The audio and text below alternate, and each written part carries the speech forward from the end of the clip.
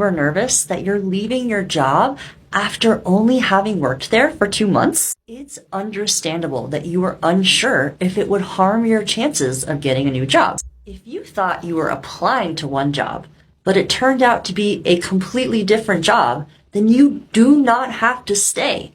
And you probably shouldn't. They lied to you. What else will they lie about?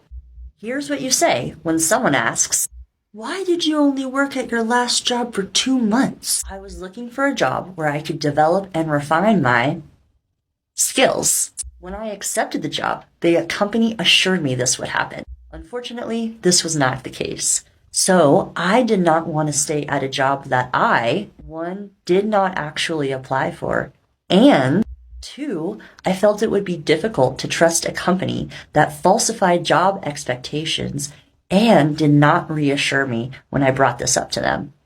Hopefully, that makes you feel more relaxed to find a new position. Can you believe